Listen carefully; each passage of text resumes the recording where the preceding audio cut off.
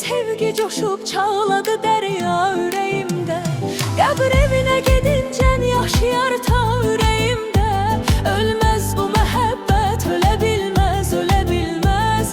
Ölməz bu məhəbbət, ölə bilməz, ölə bilməz. Dilləndirər ahım dağı sənsiz, daşı sənsiz. Qəmdən yanaram, göynər ürəyimin başı sənsiz. Sən gəlməyən eycən tökərəm göz yaşı sənsiz. Sənsiz üzüm ey gül gülə bilməz, gülə bilməz. Ölməz bu məhəbbət, ölə bilməz, ölə bilməz.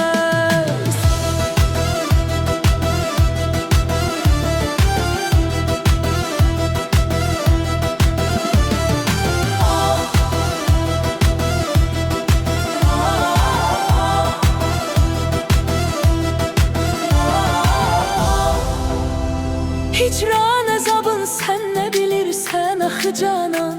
Şəm tək məni yandırmadadır ateşi hicran.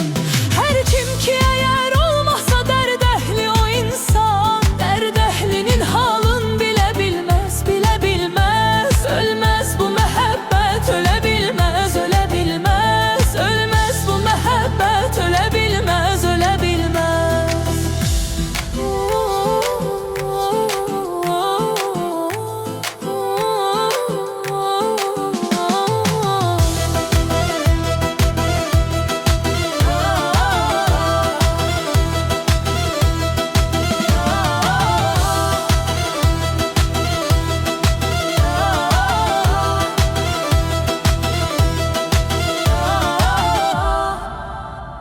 Bir yarın edib eşki məni səri-səri xəstə.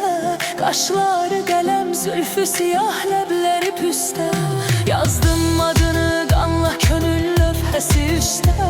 Heç kim onu oradan silə bilməz, silə bilməz. Heç kim onu oradan silə bilməz, silə bilməz. Ölməz bu məhəbbət.